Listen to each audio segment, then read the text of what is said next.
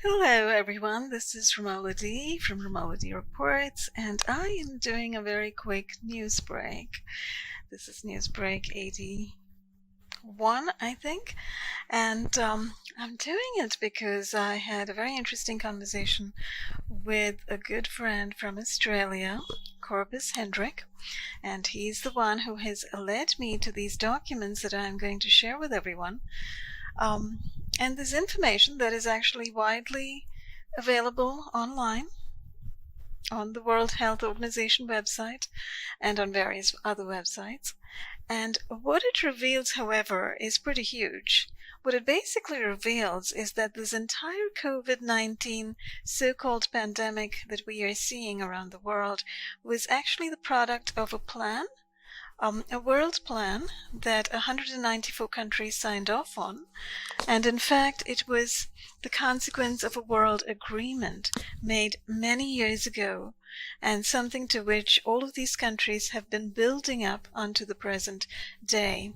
So to kind of establish the truth of what I'm saying over here, I'm going to very briefly point to a few statements, and then I'll come back and go through these documents in greater detail. So first of all, let me just go to this page. It's on the World Health Organization website, who.int, and if you can find it from the newsroom, and it talks about international health regulations, and it basically says that the international health regulations, which has a date attached to it, the 2005, represents a binding international legal agreement involving 196 countries across the globe, including all the member states of WHO. You know, I've seen both these numbers, 194 and 196, and I'll show you both in a second. Their aim is to help the international community prevent and respond to acute public health risks that have the potential to cross borders and threaten people worldwide. The purpose and scope of the IHR 2005 is to protect against, control, and provide a public health response to the international spread of disease in ways that are commensurate with and restricted to public health risks and which avoid unnecessary interference with international traffic and trade. Now, I'm going to very briefly go to a page, it's page 39 of the Global Preparedness Monitoring Board's 2019 annual report. Now, I'll talk more about this board and their various annual reports in just a minute, and I'd like to go through this particular document in a little detail. It's a bit of an overview document, so, you know, a lot of fluff and not much substance, so it will be easy to kind of go straight through. Look at numbers 1 and 2 under progress indicators by September 2020, and these are progress indicators for a particular objective. And this is the objective. It's sort of last or lower down in this document, and I'll come back to it later. But this is what it's talking about. The United Nations must strengthen coordination mechanisms. It's talking about coordination across countries, across health systems, not just nationwide, but worldwide, across nation borders, during health emergencies, and working with the United Nations and working with the WHO. Okay, and I'll go back and read all of that later more closely. But the progress indicators for this particular objective or mission are these. 1, the Secretary General of the United Nations, with the Director General of the WHO and Under Secretary General for Humanitarian Affairs, strengthens coordination, identifies clear roles and responsibilities, timely triggers for a coordinated UN system-wide response for health emergencies. So it simply spells out who's responsible, and as you can tell, it's the United Nations and the World Health Organization. Now, the United Nations, including WHO, and this is the one, you know, that we need to look at very closely, conducts at least 2 system-wide training and simulation exercises, including one covering the deliberate release of a lethal respiratory pathogen. And as I said, I'll come back to this document later, but here you have it. This is the information coming out of a report published in September 2019.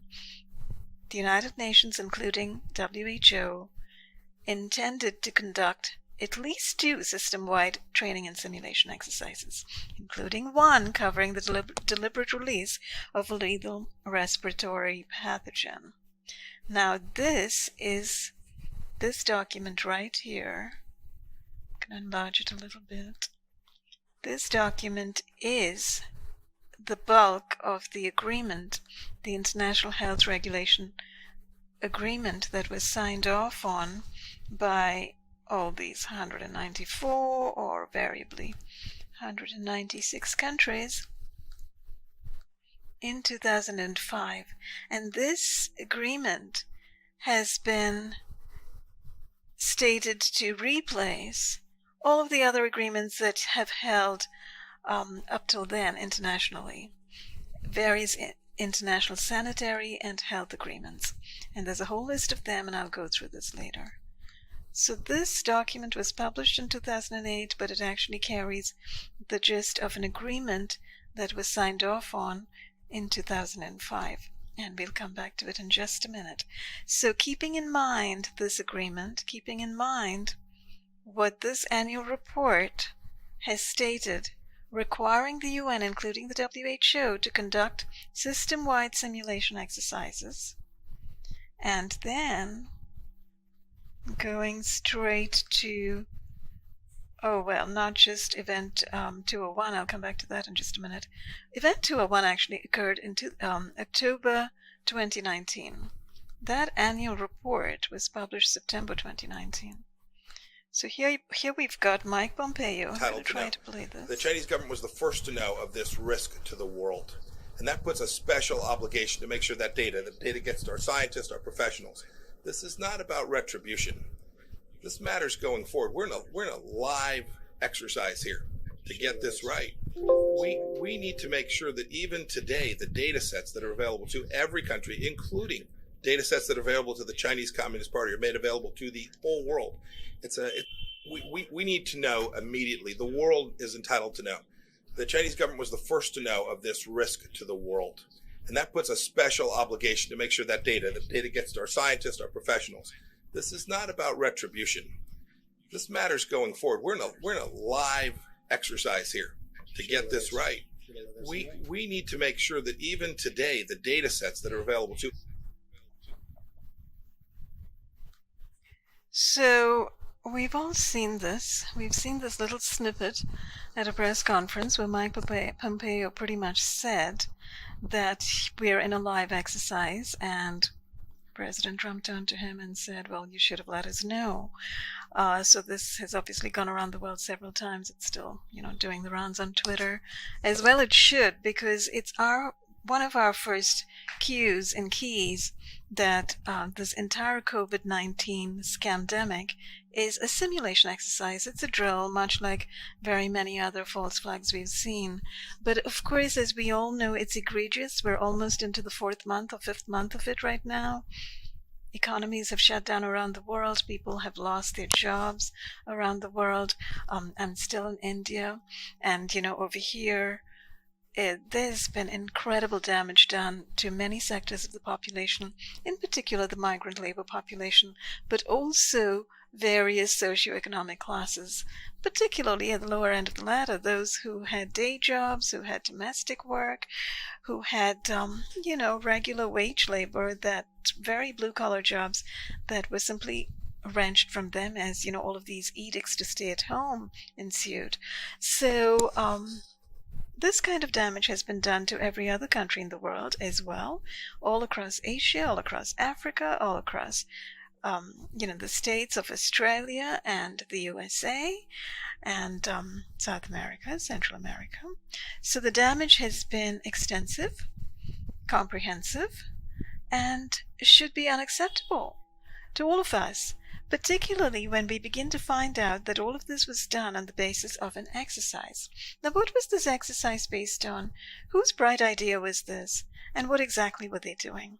And that's part of what these documents tell us. So to go back to those international health regulations, I think one of the things, so I've had a good look at the International Health Regulations 2005. I've read the 2019 report which I'll kind of go through as quickly as possible right now.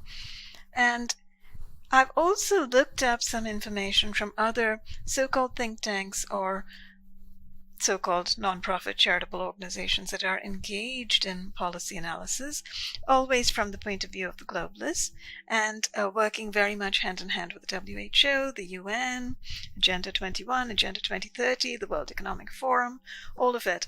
And the picture that's emerging is not a new picture to those who are well versed in these subjects and who've been engaging in this kind of analysis for a long time.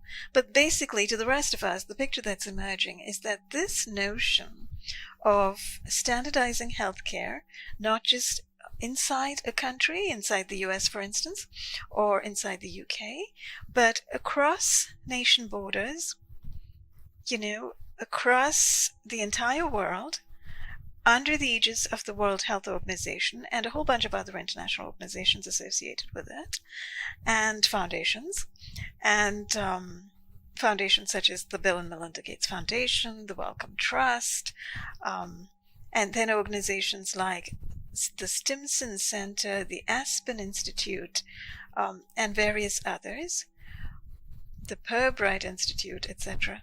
But I'm thinking more in terms of the think tanks at this point, the Stimson Center, the Aspen Institute, probably the Rand Corporation, etc. This attempt to bring healthcare into a central spot and manage it centrally has been going on for a very long time. And this is why I say that, health journalists, medical journalists, science journalists who've been particularly following the subject are perfectly aware of this and know exactly what I'm referring to. But to somebody who's just coming newly to the subject, it's a little bit of a shock to find that something like this, for instance, this entire COVID-19 simulation exercise, which appears to be a live drill, and which involves the destruction of lives and economies, and a lot of false news and disinformation spewed out by our wonderful fake mainstream media. All of this has been in the works, has been planned for decades, and has been steadily building. And we can get a little glimpse of that by simply looking at some of these documents. So let me just go back to this page where I started. The International Health Regulations. And we'll come back to it in just a minute. Let me actually go to this document. And what I've been told is that the World Health Organization, which is now being defunded by the Trump administration, thankfully, may just arise in a new form, as do many of these things, right? So the form in which it might arise is something called the Global Preparedness Monitoring Board. So one of the things I learned going through these documents sort of at top speed currently is that there are a few catchwords that you've kind of got to watch out for. One of them is global health security, and the other is global preparedness. And of course, the third is monitoring and surveillance. People have now heard the term medical surveillance or health surveillance and health monitoring. So these are the terms, these are the new catchwords of the new medical despotism decade that is fast approaching and has already sort of attempted to subsume us if we don't perk up and begin to speak out about it. And, it's in the interest of informing people, and it's in the interest of kind of showing people the same documents I'm looking at so that you can go and read them, you can look into this yourself, and start spreading the word wherever you are, in your own groups, your own social media, etc.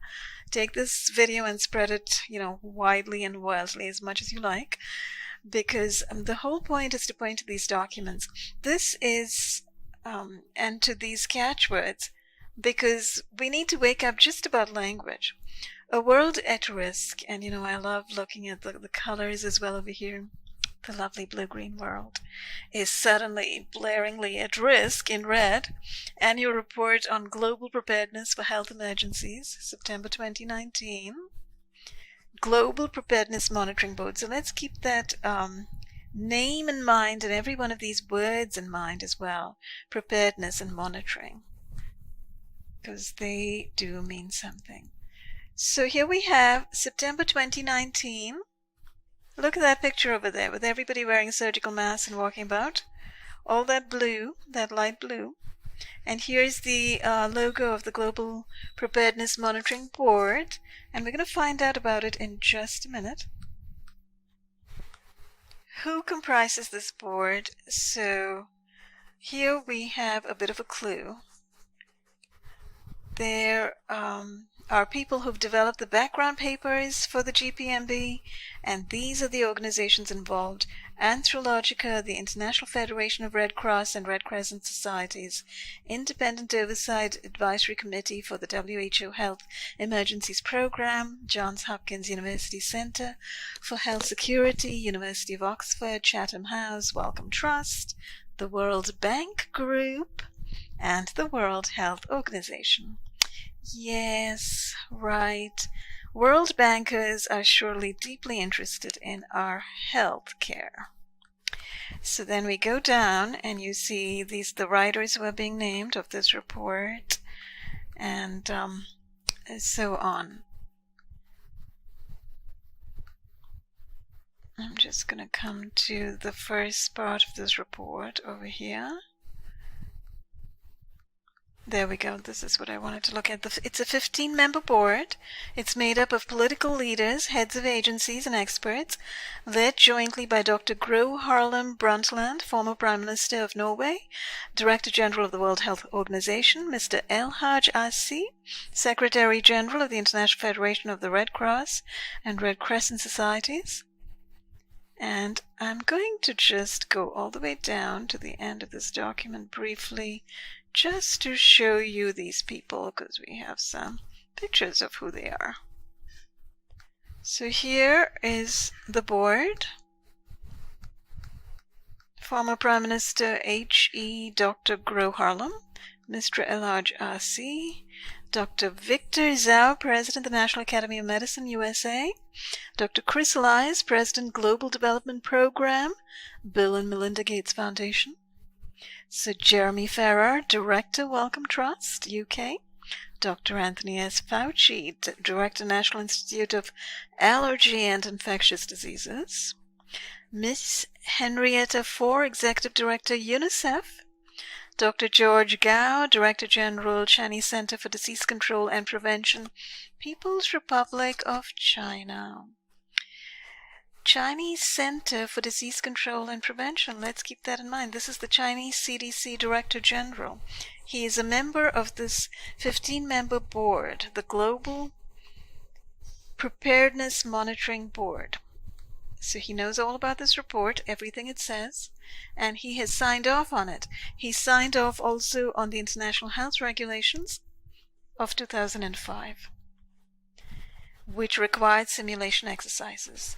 This particular annual report required simulation exercises before September 2020. So that needs to sink in. So, you know, people in mainstream media saying it's China, it's a Wuhan lab, etc., and disassociating from anything else, from any other information, not giving any context at all for what's going on, are not touching on any of this.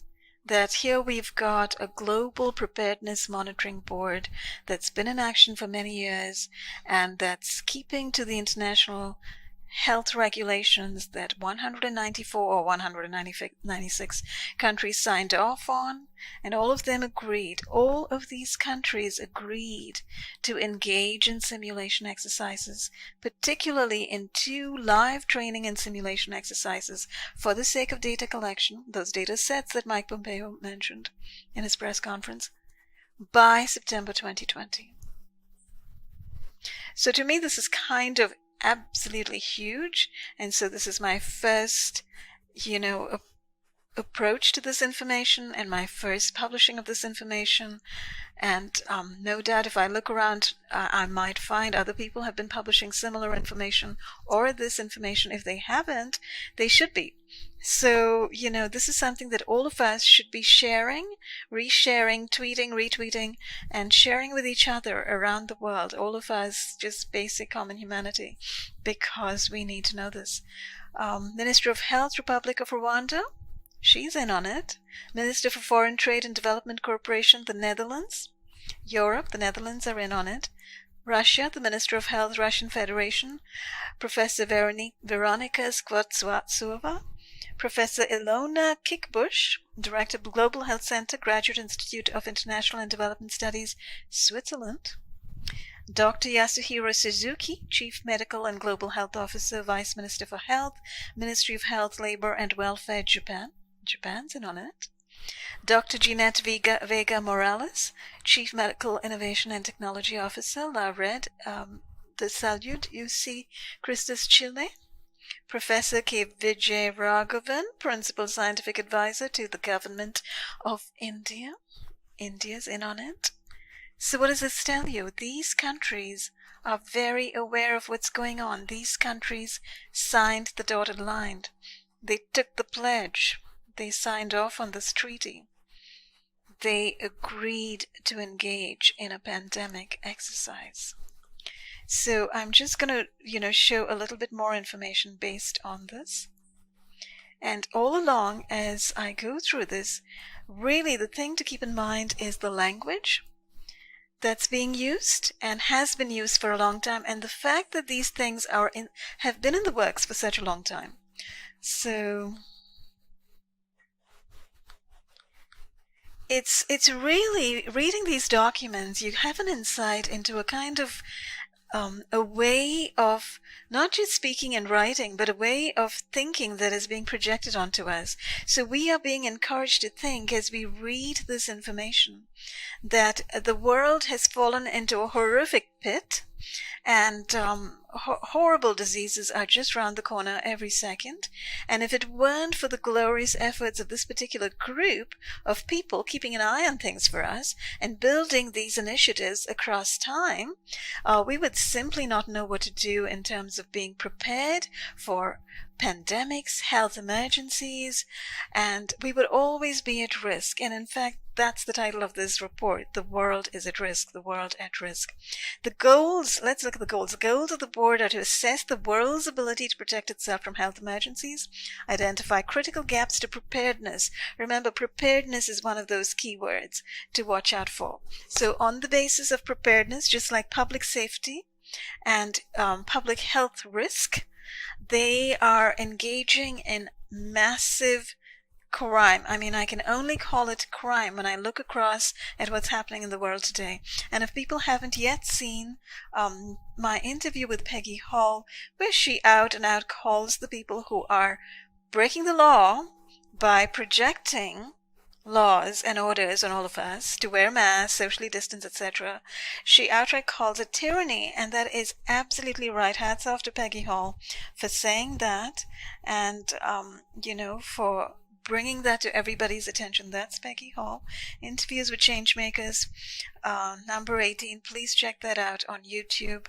And there's also an article on Peggy that I published, on that interview that I published today or yesterday, early morning today possibly. Here it is. Peggy Hall, the Healthy American, questioning authority, finding tyranny, the unlawful COVID edicts from U.S. governors, mayors, health officers. And as people know, this is the same worldwide. Every single government is putting out these incredible laws and edicts. And I just got the news that in Australia, they are quarantining people in buildings now. They're literally locking people away in their apartments. They're bringing food to them and so forth. But if you are tested and found to have COVID, you're being locked away in a building now. And actually, I have witnessed that on the streets very close to here, where I am currently in India. And this is Chennai, India. And indeed, they are boarding up the doors. They're putting signs on the doors. They are treating people as if they have the bubonic plague. Talking about the bubonic plague, I actually did hear tell that a case of bubonic plague has been found in China. So maybe that's the second live training and simulation exercise we can look forward to, according to the GPMB document that we are going to go back to right now. So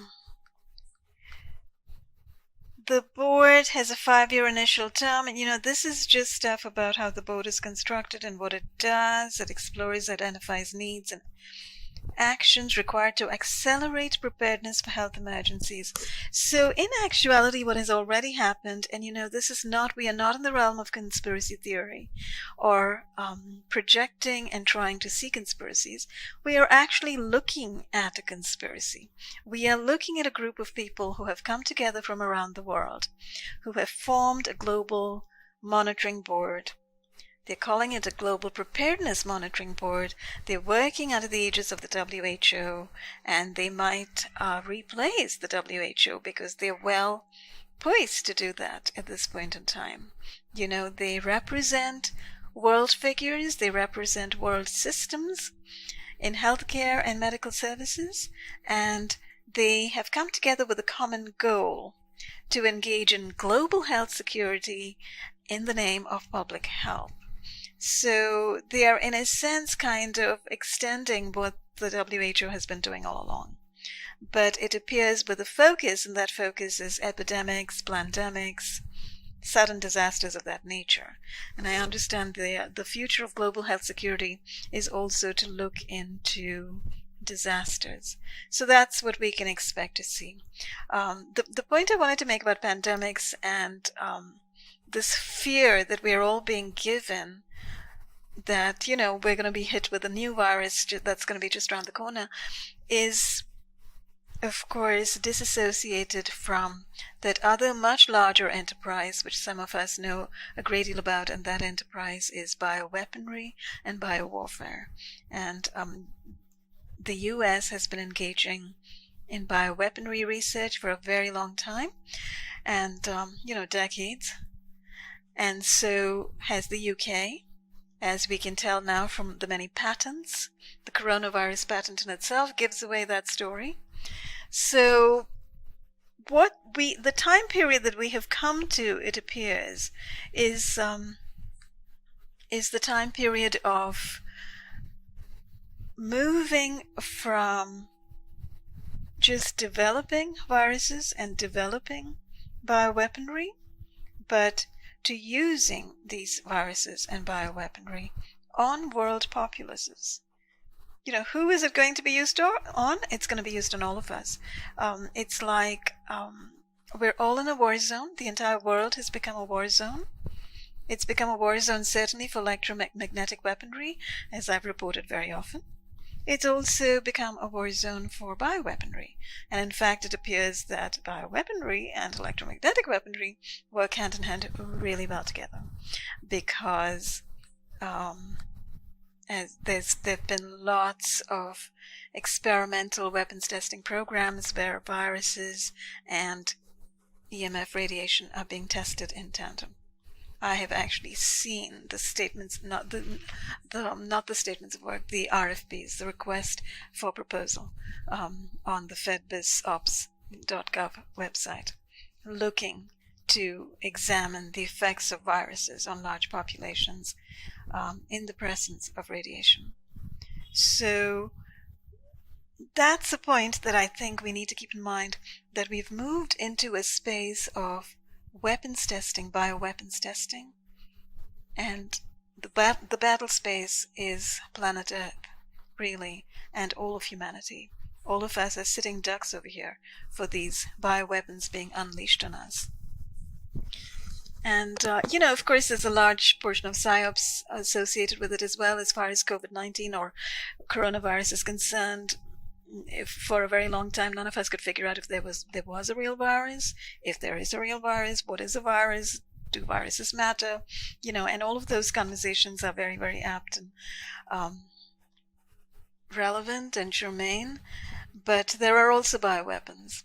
So it looks like what's happening when you look at these documents is these guys who have written these documents are looking ahead to a time period when the bioweapons will be unleashed on us. And what they are calling it is pandemics. They're calling it, sort of the natural coming up explosion of pandemics just out of the blue, as if this kind of thing can just happen out of the blue. It's deliberately manipulated, managed, and engineered in biological labs, bioweaponry and biowarfare labs. So this is the language. It talks about biological risks manifesting as epidemics and pandemics, country preparedness capacities, R&D, community engagement and trust. Community engagement and trust is another kind of keyword to watch out for. It sounds wonderful, doesn't it? The whole community caring for each other and looking out for each other. But what it really comes down to ultimately, as we know now, is contact tracing, health monitoring, surveillance, bio-neighbors, snitching, Stasi behavior, and the removal of all of your healthcare freedoms, your medical freedoms, and your basic freedom to live, breathe, and act independently and individually for yourself. So this is something we need to resist at every level. So anyway, so this is what this board is striving to do, and it's very, very focused on preparedness for health emergencies. And here's a little notice that they are giving here, that they're planning to also monitor progress on natural disasters. And that will be the next big calamity to overtake the world, no doubt. But we're still in the throes of the first big one.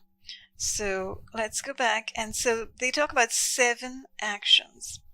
Now look at chapter 3 over here. I'm just looking at them flying through the table of contents. Over here, there are actions for leaders to take.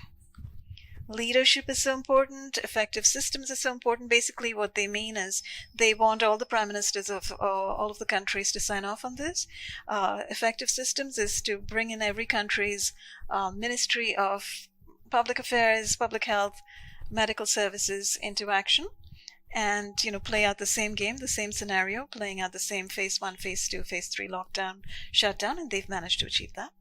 Number 3, preparing for the worst, a rapidly spreading lethal respiratory pathogen pandemic. So you have it right there. So September 2019, they published an annual report planning to unleash a lethal respiratory pathogen on the populace in a pandemic kind of way, in a global kind of way.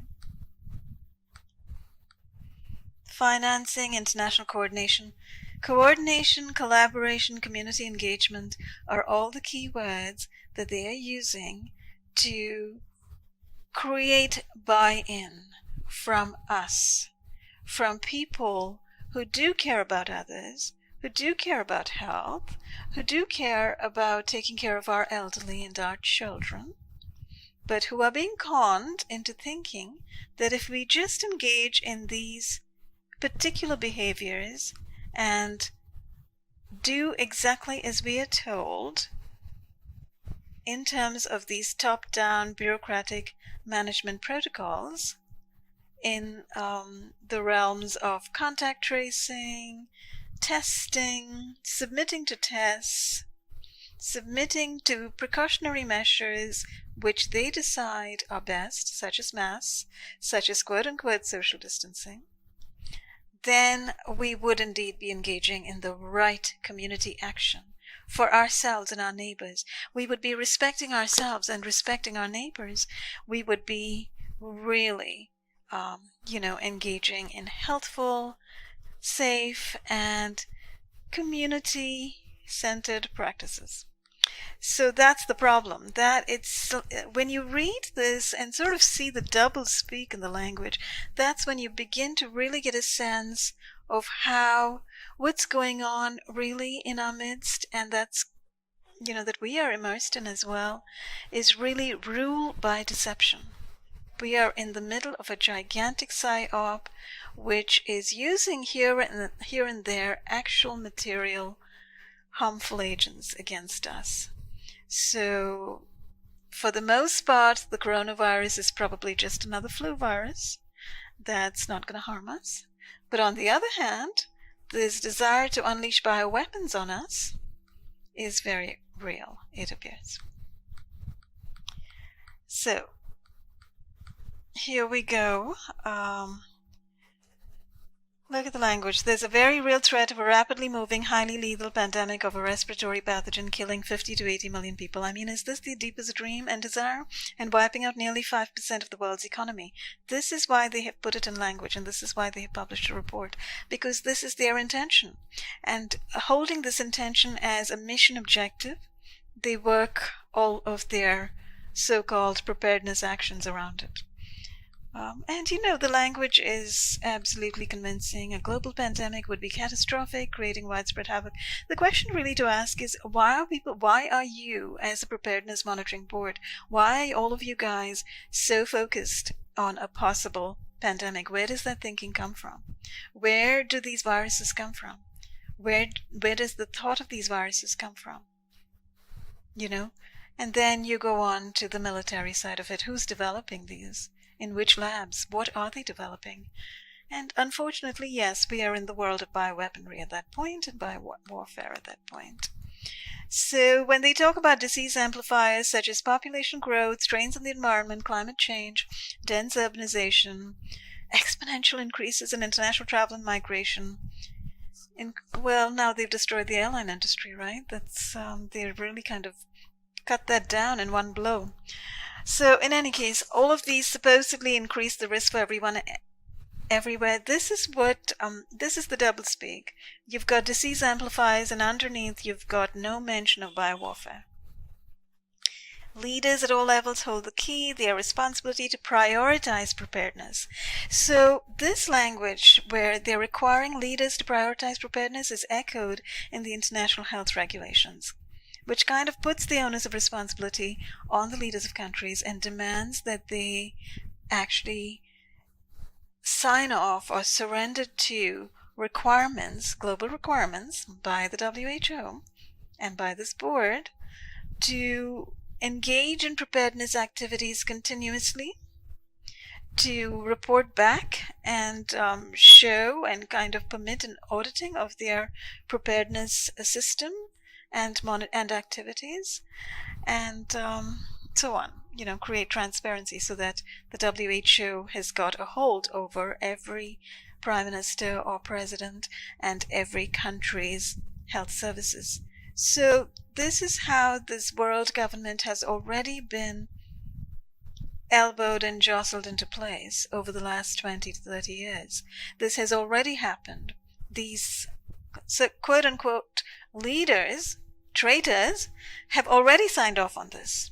They've already signed off on this deceptive language and this deceptive set of protocols and activities that they've decided that they're going to do, thereby literally throwing everybody in the world under the bus. The world needs to proactively establish the systems and engagement needed to detect and control potential disease outbreaks. Global public good that must meaningfully engage communities, from the local to the international, in preparedness, detection, response, and recovery. So you see, just as Greta Thunberg had everybody freaking out about climate change, and you've got kids worrying about climate change, and kids actually doing good things like going around picking up trash from the streets and helping clean rivers. Now you're probably going to see kids telling everybody to wear masks and socially distance, because we all need to be prepared. Because it's a global public good. So I'm sure that's coming next, and it's the kind of thing we've got to prevent. As critically thinking adults. We've got to step forward at this particular point in time, recognize what the heck is going on, and do our best to stop it. So here we go. Agenda 21, the United Nations Sustainable Development Goals are mentioned.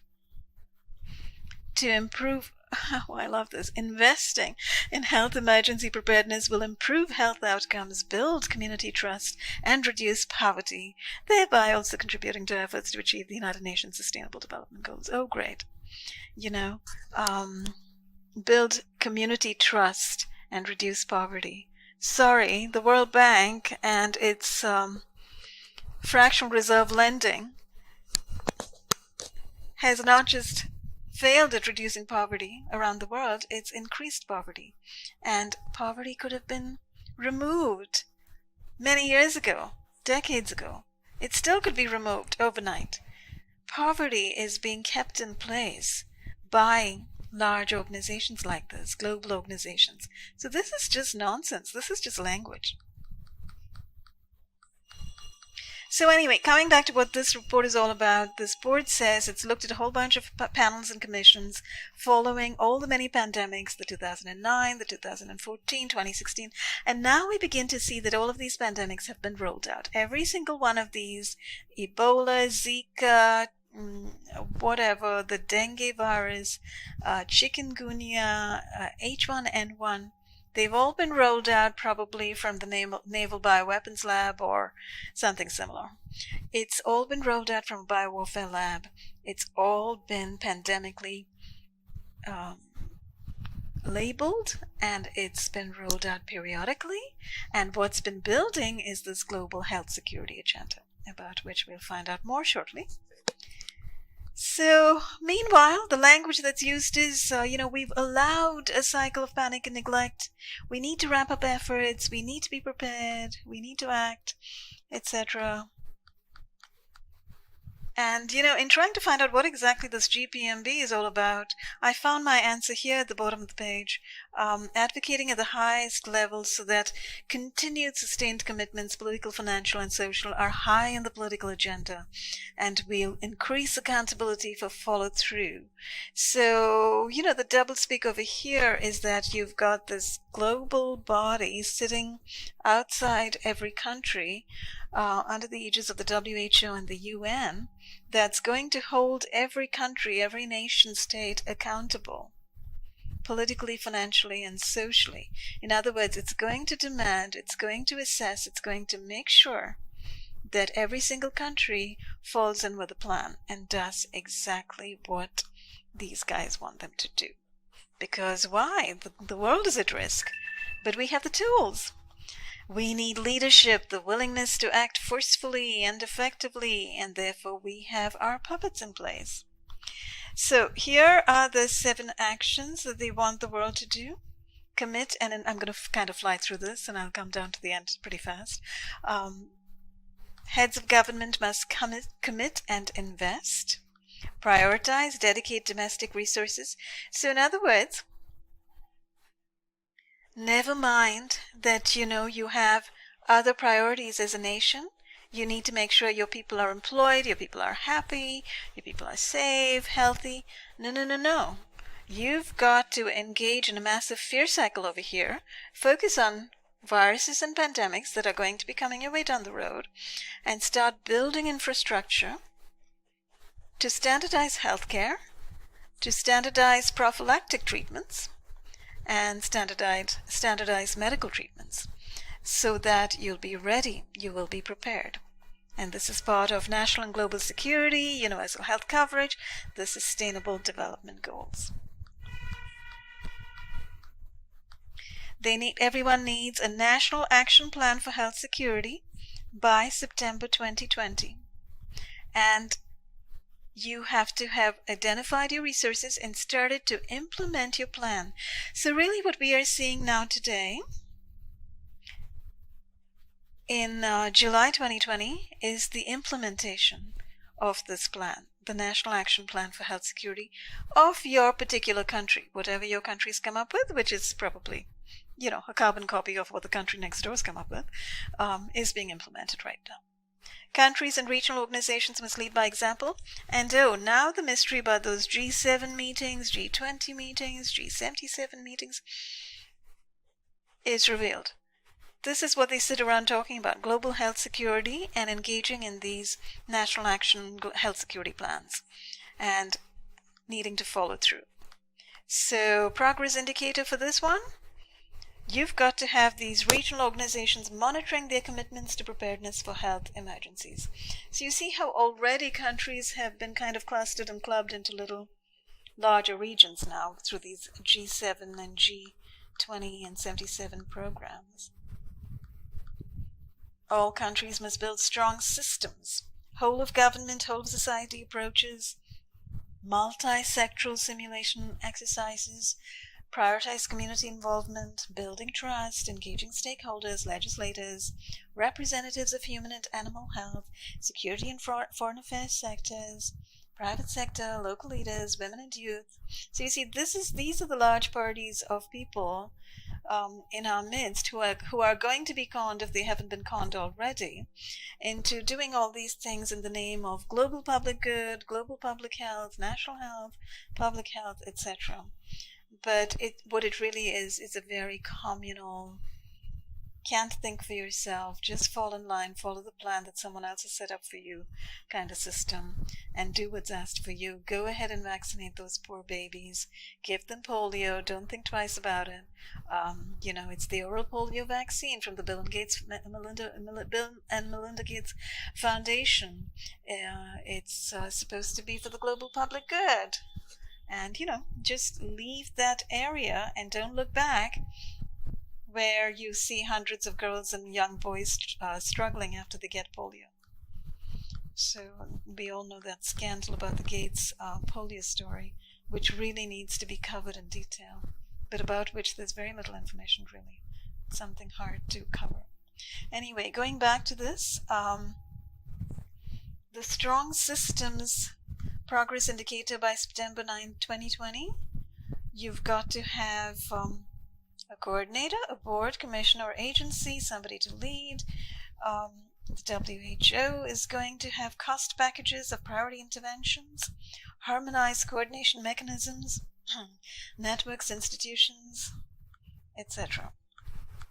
Countries, donors, multilateral institutions must be prepared for the worst. Here we go. This is all about the lethal respiratory pathogen, whether naturally emergent or accidentally or deliberately released. People have got to have vaccines, therapeutics, surge manufacturing capacity. That's being built right now as we speak. We see the news every day about sudden large numbers, millions of vaccines, millions of tests being created. The DoD is investing millions, if not billions, I forget the figure I looked at, in developing the material for the mass. And so forth. That warrants a separate report in itself. Broad spectrum antivirals, appropriate non-pharmaceutical interventions, etc. More about those non-pharmaceutical interventions later when we go and look at the international health regulations. Countries need to develop a system to share genome sequences of any new pathogen for public health purposes. So this is why we are seeing international cooperation at this point in time, with doctors in India cooperating with doctors elsewhere, all under the aegis of the WHO, to develop vaccines. I read in the paper the other day that an Indian company, a biotech company, has developed a vaccine for India, and it may be rolled out very soon. And in the West, we've got other countries. We've also got Israel with its remdesivir, and we've got other vaccine companies, I think, working on vaccines. And that's constantly in the news now. We hear everyone talking about how we're all waiting breathlessly for a vaccine. And the people who are conned, the people who think vaccines are going to save them from viruses, and who believe in vaccines, even though there's enough information out there about the toxins and the harmful pathogens in vaccines today, these people are the ones who are all going to line up, and as Peggy Hall stated very eloquently on the show a few days ago, they're going to line up to permit this SARS-CoV-2 virus to be actually injected into their bloodstream and into their children's bloodstream. All these very healthy people who may soon sicken and die, given their absolute ignorance about what vaccines are all about. So, sharing genome sequences for any new pathogen, progress indicators by September 2020. Countries and donors have got to identify timelines for financing and development of a universal influenza vaccine, broad-spectrum antivirals, targeted therapeutics. You see, so influenza is here to stay, apparently. Well, everything is here to stay when you can develop it in a lab. It's like fiat currency. It keeps staying with us because you can just build it out of thin air. So here we go. They want the global organizations, the WHO, the UNICEF, the Red Cross and Red Crescent Federation, and academic partners to identify strategies for increasing capacity and integration of social science approaches and researchers across the entire preparedness response continuum. So, look ahead to where academia is going to progress in the future now. So, just as multiculturalism began to become a big thing, and now we see got its impetus from think tanks outside the university, similarly we are hearing about preparedness becoming the new keyword for the next age, the next academic age, where we're going to see whole departments in the social sciences, probably in the humanities, devoted to preparedness response. So converting human endeavor, human intellectual focus to this fear-based preparedness response scenario. Financing institutions must link preparedness with financial risk planning. Okay, great. Bring the banks in, bring the financial institutions, consultants in as well. Everyone's got to worry about risk planning and systematic country diagnostics for IDA credits and grants via the World Bank. So I guess this is what the World Bank spends its time doing. Finding the next best thing to create fear around so that preparedness responses can be found and funded. Global funds to fight AIDS, Gavi, should include explicit commitments regarding preparedness. And, this links also with all of these institutes and these foundations putting out grants to people for various aspects of this preparedness response.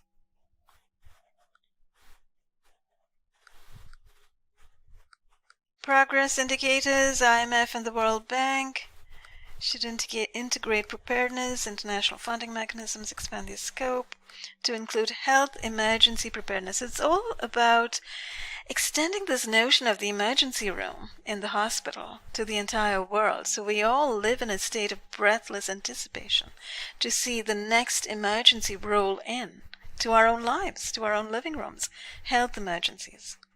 Development assistance funders must create incentives and increase funding for preparedness. Same thing. Increase funding. Member states need to agree to an increase in WHO contributions for the financing of preparedness and response activities and must sustainably fund the WHO. Isn't that interesting? So this is sort of strong-arming the entire world into accepting the WHO financing scenarios, plus agreeing to actually fund the WHO. So I think Trump has done a fabulous thing by saying goodbye to the WHO. That needs to be done by everybody. And if our current governments do not do it, then those governments and those so-called leaders in these governments need to be replaced. Progress indicators, they've got to agree. They've got to provide financing. What was that actually? Oh, wow. They've got to provide financing to a level of $100 million annually. So there's a little figure associated with this now. The member states, World Bank, and donors must set up a huge fund called the Contingency Fund for Emergencies at a very high level, $100 million annually. And every country is responsible for that. The World Bank is responsible for that. Donors, who are kept very vague, but probably mean, people like the Melinda Gates Foundation or the Rockefeller Foundations, etc., are also engaged in this fashion. The UN must strengthen coordination mechanisms, and this has to do with across countries, and it probably has to do with airline travel and things like that. But, this brings us, I think, toward the... No, it's not the end, sorry. It's sort of still the middle of the document. But it talks about the simulation exercises, which is repeated at the end. So yes, coordinated United Nations system-wide responses looked for over here, and 2 system-wide training and simulation exercises. to be conducted by the UN, including the WHO, including one for covering the deliberate release of a lethal respiratory pathogen. I mean, we can't read this enough times. We've got to look at this very closely. This is on page 10 on this 48-page report. It is the Global Preparedness Monitoring Board annual report titled A World at Risk, and you can get it off the WHO website, I think, or just Google it and you'll find it. So the WHO develops intermediate triggers to mobilize national, international, and multilateral action. Secretary General of the United Nations convenes a high-level dialogue with health, security, and foreign affairs officials to determine how the world can address the threat of a lethal respiratory pathogen pandemic, as well as for managing preparedness for disease outbreaks. So I'm actually going to fly through this a little bit because I don't have much time over here, and I need to move on to the international health regulations. So what I'm actually going to do is move forward here. You can see over here the many outbreaks over the last, actually not the last 7 years, but from 2011 to 2018. 1483 epidemic events in 172 countries tracked by the WHO supposedly. And these are the influenza, SARS, MERS, Ebola, Zika, plague, yellow fever, etc., etc. And here you've got the graphic depiction of that across the world. And I'm sure they've got other treats being created in various labs. The poor suffer the most, economies are vulnerable, yes, we do know that. And drop in tourism, no longer in work, decline in revenues, which they've successfully achieved currently. What is preparedness? It means putting in place mechanisms to allow national authorities, multilateral organizations, relief organizations to be aware of risk, deploy staff and resources quickly once a crisis strikes. So, it's basically about changing our world completely to focus public endeavor, focus social endeavor entirely on this notion of preparedness for health emergencies. So if we're seeing a glorification of doctors and nurses and, having seen people clap for them, etc., I think we're just looking at the tip of the iceberg. They are trying to lead this world into a world where we all look up to the guy in the white coat and we all fall over and worship the syringe and the inoculation and the vaccination and the IV and the emergency room, and completely forget about natural health care, Ayurvedic healthcare, Chinese medicine healthcare, acupuncture, all of these wonderful modalities which, as you know, they've taken care to have us think of as alternative when these are true healthcare measures and save all of our lives. That's the kind of worlds they want, apparently. So this is what I wanted to bring this highlight over here before I cut out of this document.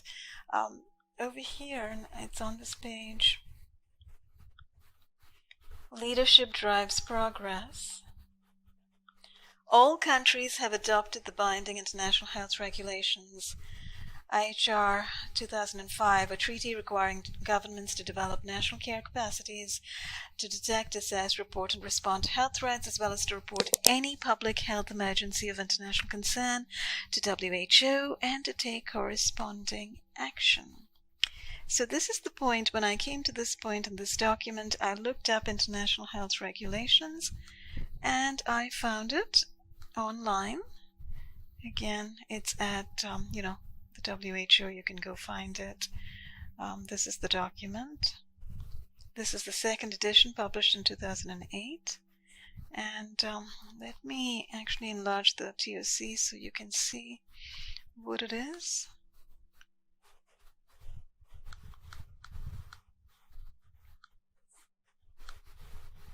So, very briefly, what this document really is all about.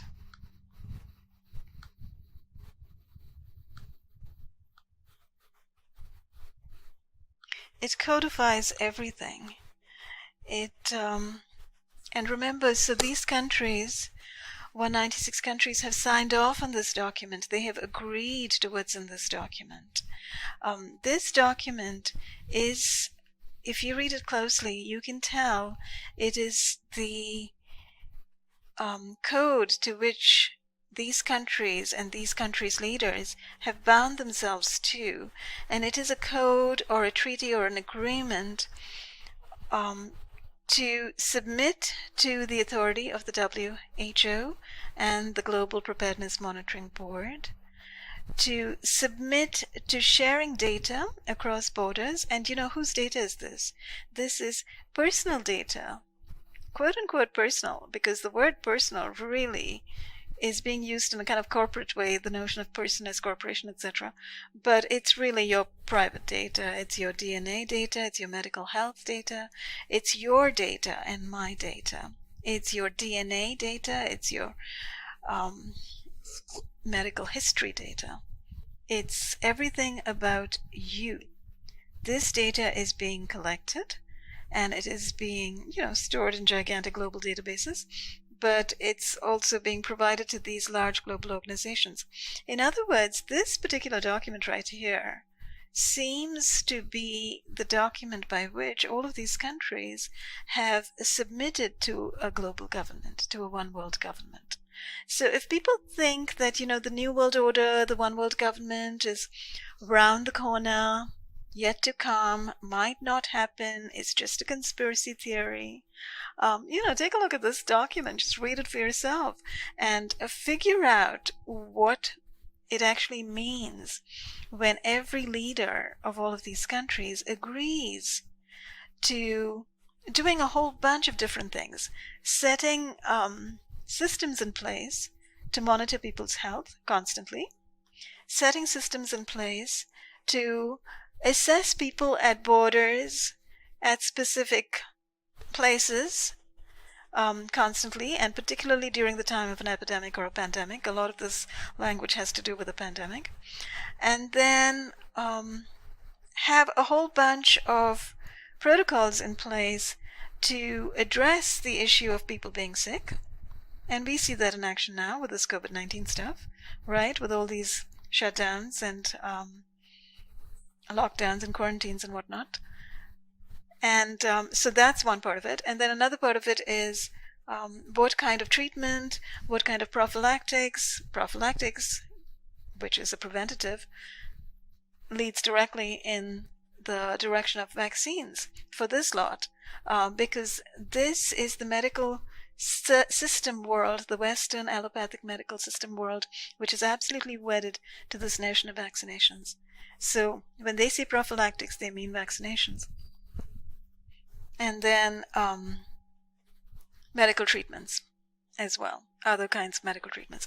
And they've got these interventions actually, and I will actually go back and talk about non-pharmaceutical interventions in a minute. I think it's late. Okay, it's a little bit later on. Yeah. So this is a very interesting document. I recommend that everybody, just spend a little time looking through it. It's an 82-page document, but you can sort of fly through it. It's just language that repeats itself. So it starts by saying that the World Health Organization is focused on the control of the international spread of disease, and this document is focused on that particular aspect. So the authority to adopt regulations designed to prevent the international spread of disease. So it's all done, as you see, in the name of public health. It's all for the global public good, etc. So it's based on other documents that preceded this. The 48th World Health Assembly document called for a substantial revision of the regulations adopted in 1969, and it tells you how it's worked with member states to come to these strictures and protocols, etc. And it has a lot of innovations, and it requires state parties to develop core public health capacities. Now look at that language right there and tell me that that's not a one world government. State party obligations to develop certain minimum core public health capacities. If you as a country are responsible to a larger organization to do something, then you're not really a sovereign nation in yourself. You're not really taking care of your people on your own. You are working with this larger body over here. So that's kind of the preliminary. There's just one little thing that caught my eye. That's the protection of the human rights of persons and travelers. Right. Through the course of this document, you will see that travelers are the jewel in the crown for their little pandemic plaza over here, because travelers are the scapegoats on whom all of these practices that they are striving to develop are going to be practiced on. So they love travelers, and they're not looking into your human rights at all. You'll find out in just a minute when you look at the kind of interventions they've got planned for you. So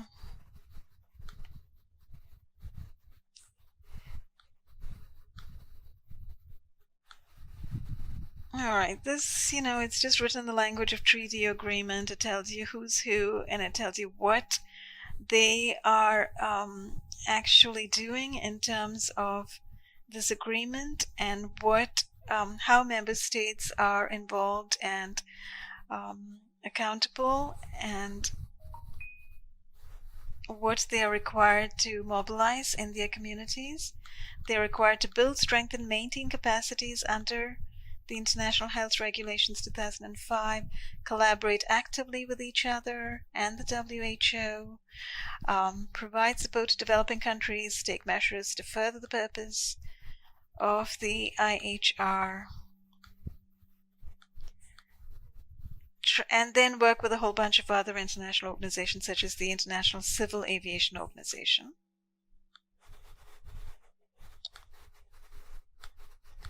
And prepare guidelines for implementation, create an IHR roster of experts, and so on. So before they go into what these protocols and regulations are going to be, they define their terms over here.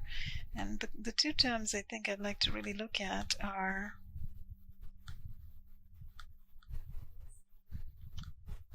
coming up.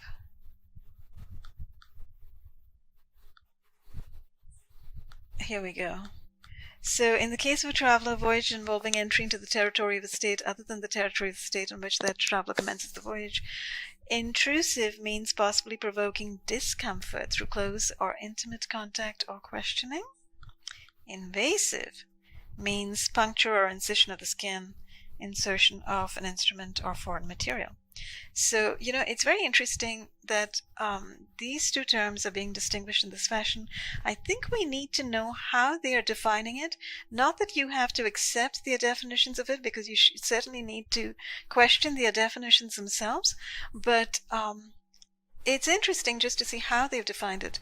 Intrusive they see as provoking discomfort through intimacy or closeness, or even questioning, harassing questioning. Invasive is actual incision. So a vaccination would be invasive intervention, which you, by the way, are always, in any part of the world, under the Nuremberg Code, etc., always at liberty to refuse. You are at liberty to refuse or to decline any invasive surgical or medical intervention. But I would imagine you're also at liberty to refuse intrusive interventions in the sense of the word that they are currently using it over here. But look at what they've got for the invasive. For the purposes of these regulations, medical examination of the ear, nose, and mouth, temperature assessment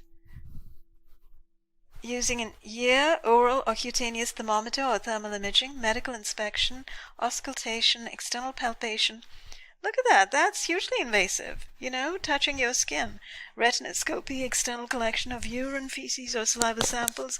Wow, sounds invasive to me. External measurement of blood pressure. Electrocardiography shall be considered to be non-invasive. So they are calling all of these things non-invasive. for the purposes of these regulations, because they're striving to really make inroads into your human body and into your bodily autonomy, and trying to take over as much as possible. So that's just something I wanted to point up, that these regulations are considering some highly invasive procedures non-invasive because it suits their purposes. This does not, however, set it in stone by any means. It's for the purposes of this document. That's all. And anybody who is traveling, who finds themselves subjected to humiliating questioning or discomfort through close contact, or is being asked to take a test, a nasal swab, or a vaccination, can simply say no, because these are interventions you decline. These are medical and surgical interventions that you are in no way obligated by any law, national or international, to submit to. So, moving on from there, you have, all of the information about contact points in each country and how information is going to be collected regarding events. They're talking about certain pandemic events arising in countries, or people showing up with a disease through surveillance activities. And state bodies are required to notify the WHO, communicate directly, provide detailed public health information. These are called notified events, when there's any kind of event that causes, that they presume is going to be a public health emergency. And we've seen evidence of that in the news. In India, there was this one meeting at a mosque which was seen as some kind of risk, and I know now that people going to the beach or people going to a pub is now seen as some kind of risk. So it seems like this simulation exercise is simply being played out, and these are the latter parts of it. So keeping the WHO informed is part of this whole section, so I'm not going to read all of that.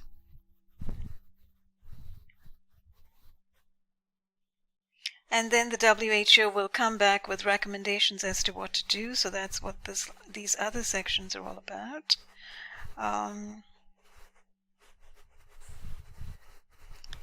And these are very close kinds of recommendations, where they would review travel history, proof of medical exam, proof of vaccination, place people under public health observation, implement quarantine, isolation, tracing of contacts.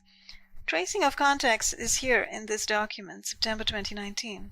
So you know that contact tracing, which is now in mainstream media, has been planned for a long time.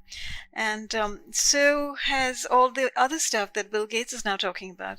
Digital immunity, the COVID pass, etc. There's huge amounts of information on this now. We're slowly beginning to find out there's so many companies that are engaging in this digital immunizing stuff. Again, subject for another video.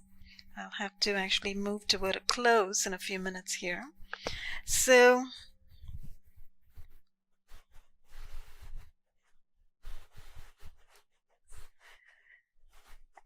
this moves on to ports, airports, ports of entry, and how people in these states are required to monitor people who arrive, their baggage, etc. And then what travelers can expect to submit themselves to, and that's here in Article 23.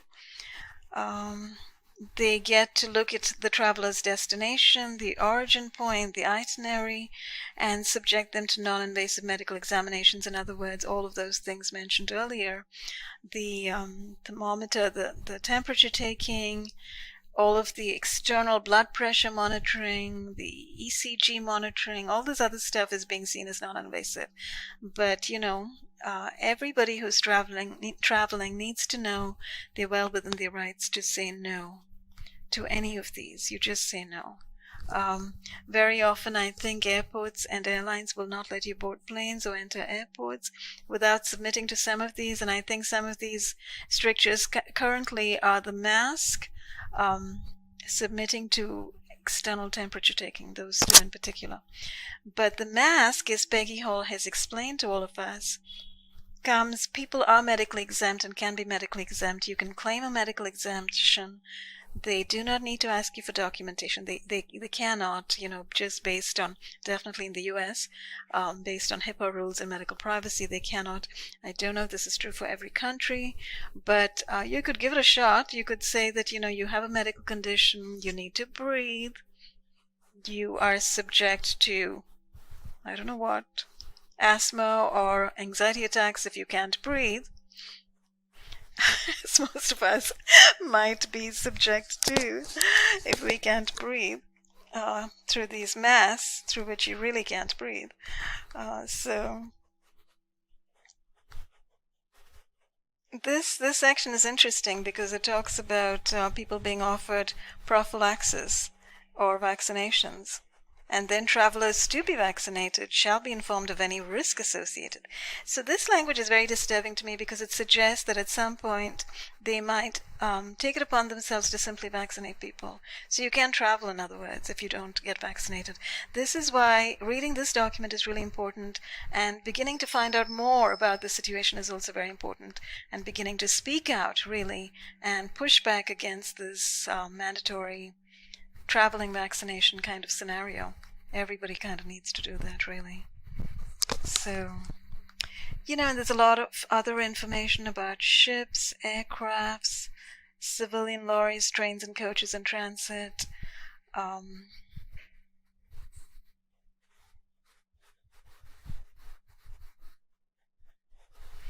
and then other health measures, treatment. I wanted to move very quickly to article number 44, and then after that I think I might close down for now. See, here we go. I think I just blew past that. Here we go. State parties shall undertake to collaborate with each other to the extent possible in the detection and assessment and response to events as provided under these regulations. Provision of technical cooperation, logistical support. So this is what it means when all the countries are working together worldwide. They're supposed to help each other financially, logistically, technically, and they're supposed to set up laws. So you see, this is the next step as well over here, where this is why we're at a dangerous point. So people need to be aware that laws are in the process of being passed or in the process of being proposed that people need to be aware of and need to speak out about. So the formulation of, I'm sitting next to a lamp and it's super hot. The formulation of proposed laws and other legal and administrative provisions for the implementation of these regulations. So these regulations are being considered central and sacrosanct, and states are required to set up legislation to permit submission to these regulations. So think about how strange that is, and that's definitely one world government, and not just one world government, but positive fascism. So communism, right? So the WHO will collaborate to evaluate and assess public health capacity, provide technical cooperation, and financial resources. So, and then you've got 45, treatment of personal data. This is really literally, this is also very interesting, but it's literally about sharing personal data. And also transmitting and handling biological substances, etc. So, this is a very eye-opening document. Highly recommend everybody reads it. And after these regulations were published, people were given a little bit of a leeway, I think 6 months or something longer, to present reservations or reject any part of this. And then after that, these were sort of set into law in terms of the international agreement that they all signed off on. And so basically, it's not just nanny state that we're looking at. We're looking at nanny world. nanny world with a syringe and no way of avoiding it. So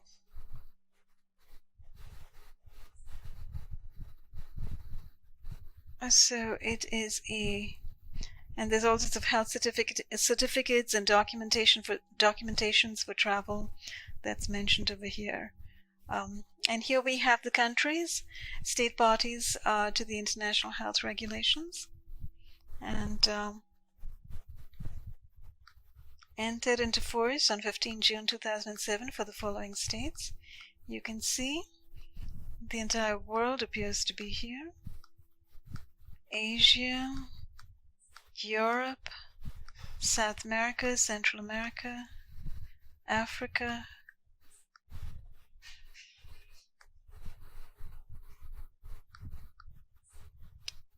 and you have reservations that have been mentioned, which really don't sound like reservations. The government of India reserves the right to consider the whole territory of a country as infected with yellow fever whenever yellow fever has been notified.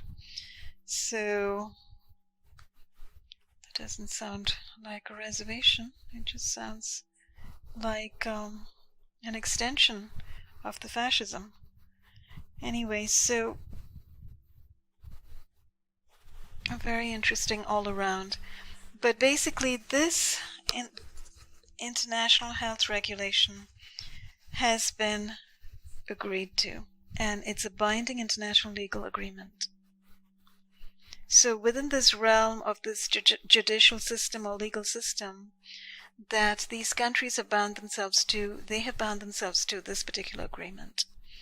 And they have all agreed to do exactly what the WHO and the Global Preparedness Monetary Board demands of them. So this is me just returning to that. Global Preparedness Board. The progress as of July 2019 is 190 countries reported their progress in implementing those regulations. The IHR in 2018. They have a self-assessment annual reporting tool. This is, like self-bridling or self-masking, getting countries to do it themselves, self-monitor. 102 countries have conducted a voluntary joint external evaluation. 103 countries have conducted simulation exercises. 51 countries have completed after-action reviews. 59 countries have developed a national action plan for health security. 51 have costed them. So outbreaks of epidemics or other global health threats are now being given the same high level of attention, not just by the G77, but by all of those countries, the 196 countries worldwide. So they've been raised to the level of terrorism, natural disasters, etc. The Global Health Security Agenda, a multi-country coalition launched in early 2014, aims to increase country-level capacities and coordination for disease detection. So this is part of those keywords I mentioned earlier, global health security. This agenda is actually a coalition. And there are many others. There's the Coalition for Epidemic Preparedness Innovation, CEPI. You may have heard that before in conjunction with Gavi and the Bill and Melinda Gates Foundation. So it's interesting to me to find that this coalition was founded in particular by a group of countries which include India. Germany, India, Japan, Norway, the Bill and Melinda Gates Foundation, the Wellcome Trust, and the World Economic Forum founded the Coalition for Epidemic Preparedness Innovations to facilitate focused support for vaccine development. So these countries have, in conjunction with the Bill Gates Foundation, the Wellcome Trust, and the World Economic Forum, all of whom are focused on population reduction, founded an organization to focus on vaccines, to supposedly combat major health epidemic pandemic threats. but which are not going to do that, but which are going to be part of this global depopulation agenda, it appears.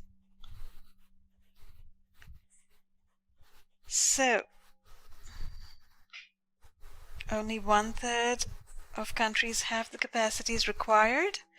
While progress has been achieved, many countries struggle with funding. So this entire thing is leading up to actions that they are recommending toward the end. Heads of government must see these as binding obligations under the IHR. This kind of holding these leaders in these countries to these regulations as absolute musts. They've got to dedicate domestic resources. They've got to be part of national global security, the Sustainable Development Goals, etc. They must lead by example. They're going to be monitored by WHO on a regular basis. Here's the world of the future, run by nurses who buy these stories, not the other nurses. I know there are wonderful nurses out there. So progress to date, 103 simulation exercises, 50 after-action reviews have been conducted. 26 countries have had a national bridging workshop.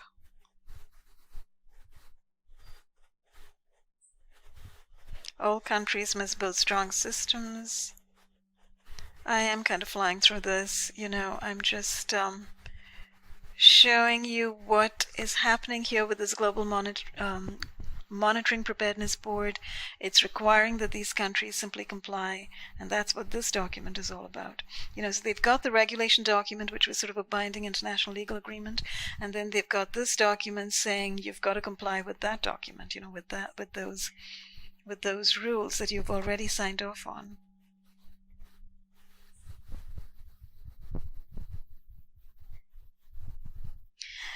And this, in a sense, so this is the point at which I move away from this document. A multi-pronged effort is required to create an environment where policymakers and communities demand the planning and resources necessary for effective preparedness. So you see, it comes back to co-opting communities, co-opting humanity, co-opting caring and consent people. It's about co-opting, and it's about buy-in. It's about trying to get people, urge their policymakers, and to get the policymakers make the laws to create an environment of living in absolute fear, waiting for the next pandemic or epidemic or the next health emergency, and then having all these systems, these highly invasive and intrusive systems and protocols in place to manage that health emergency, which is probably nothing but the unleashing of the next new bioweapon. So they want buy-in, they want consent, they want communities to consent, and that's what all of this is about. So it's very distressing, actually, to read this whole document and to see that by this means, and also they're paying for it themselves. Member states are paying for this themselves. So you're paying to let the WHO and this global board take over your health freedom in your country, and you are committing to standardizing healthcare in your country. Actually, it is standardizing population management in the name of healthcare, is what it really is, because healthcare is a whole different subject, and individualized healthcare and independent healthcare is really how people become healthy, by actually taking care of themselves individually.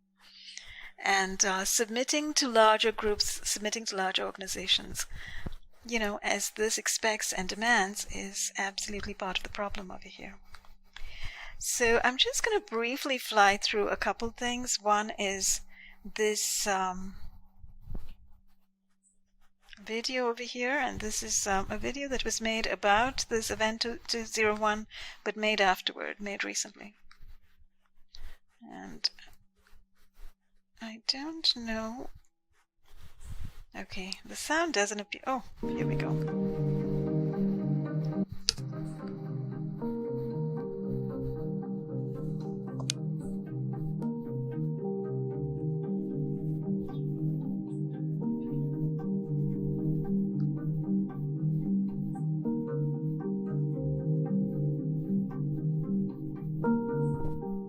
these epidemic events are getting more and more disruptive to health and to economy. And the reason we called it Event 201 is we knew eventually one of these days, one of those events would be the big one. And that big one would really challenge our capacity to respond. And to respond to the big one, we do need to have all hands on deck. So I'm just going to move toward the end.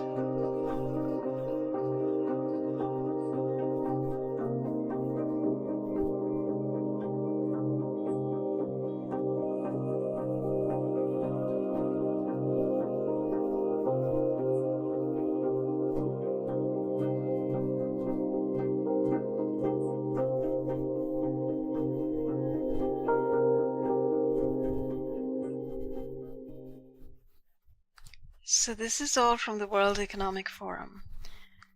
And if you go to stimson.org and just type in global health security, you will see a whole bunch of documents and reports from the 2010s and onward that I have looked at, talking about global health security and the building of the global health security agenda. I looked at one of those, I think it was this one, the Julie Fisher and Rebecca Katz Momentum for Global Health Security op-ed, and it talks a little bit about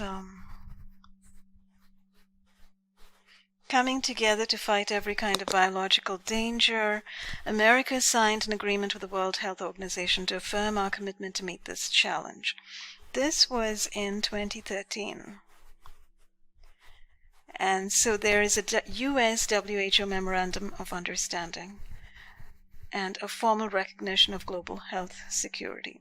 So that's something else to look up to see what that's all about. But it talks about how the US has been moving toward that. The US has been moving, as many people know, toward globalism. Well, the deep state, right? The Obama administration, the Bush administration.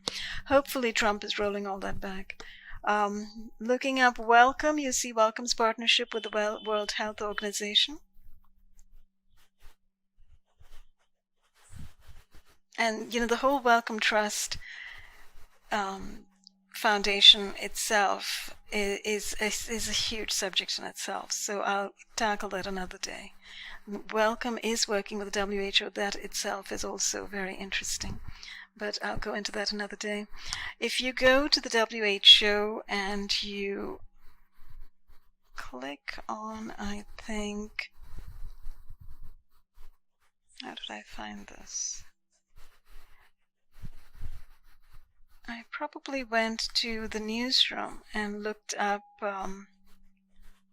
oh, I know what it is. It's Sustainable Development Goals. Look up Sustainable Development Goals. Oh, actually, just go to the top and type in Global Health Security, and you will see this is one of the options.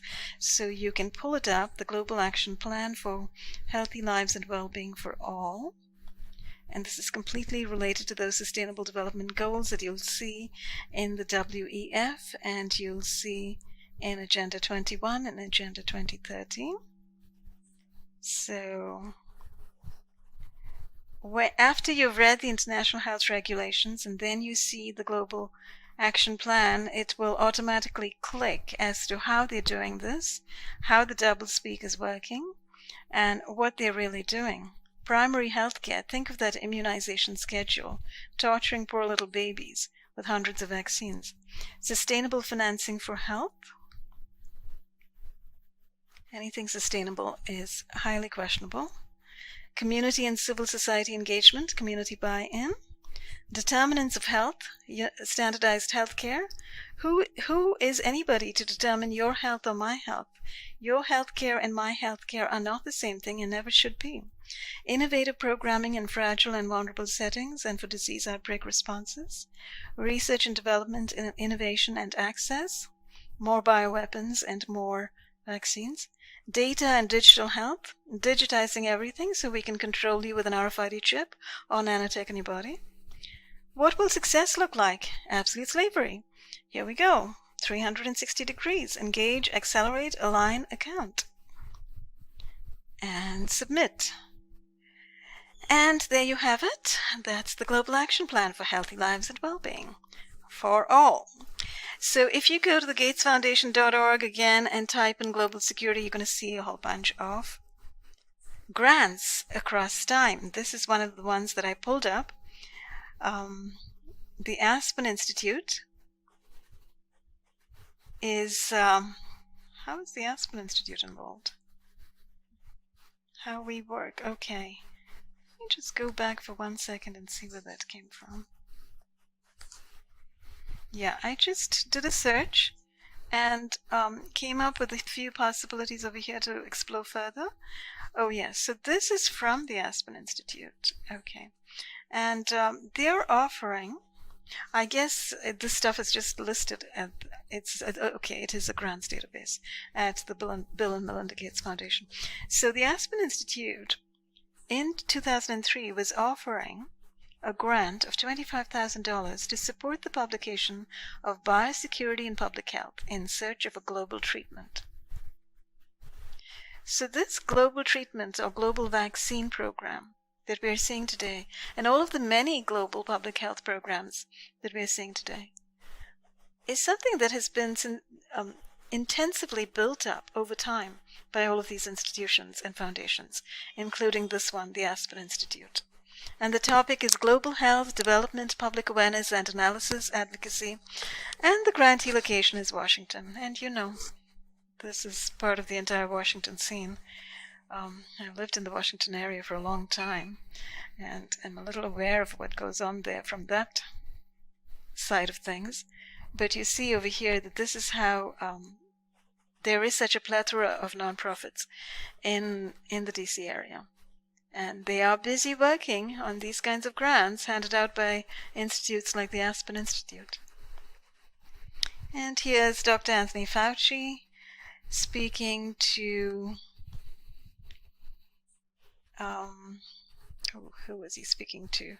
Elizabeth Cohen, the CNN senior medical correspondent, talking about various things related to COVID-19, including vaccines. I think this is beginning of 2020 into 2021 and into 2021, they will have hundreds of millions of doses. And after a year or so, even as many as 1 billion doses. So if that's true, and we'll take them on their word, then you and I and others could have a vaccine that we might be able to take in December or January or February.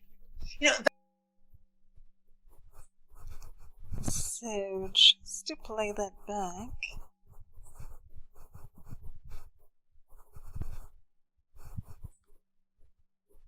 Several of the companies, and I can't vouch for them, but they're saying it with confidence. Several of the companies are saying that by the beginning of 2020 into 2021 and into 2021, they will have hundreds of millions of doses, and after a year or so, even as many as 1 billion doses. So if that's true, and we'll take them on their word, then you and I and others could have a vaccine that we might be able to take in December or January or February. Only your dreams, buddy. So, unfortunately, I think there are people who are waiting for that vaccine, sadly. So, that's where we are today. We are facing the specter of vaccines and facing the specter of vaccines during travel, health certificates, digital immunity, having those digital passports that Bill Gates talked about, having all of that being rolled out. So all of that stuff is, the specter of that still looms in front of us. And unless people do something about it, that specter isn't going away. So I think it's important to understand exactly what we just found out thanks to Corbus Hendricks' information.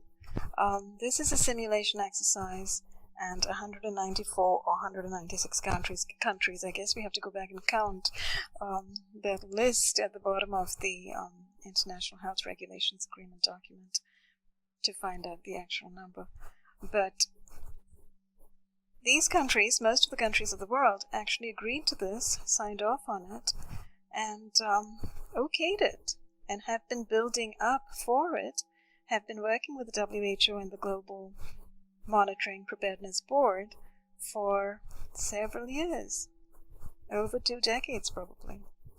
So this is sort of the world treason, perfidy, sedition that we have been treated to from our own country leaders and quote-unquote governments. So perhaps it's time to split from all of them, find our own sovereignty, and set up our own nation-states. On which note, I wish everybody a good night, and hope this information helps. Pass it around. Take little excerpts, post it everywhere. Use those go look up those documents, read those documents, send links to those documents to everybody. So thanks everyone for watching. Have a great night, and I'll see you again very soon. Bye for now.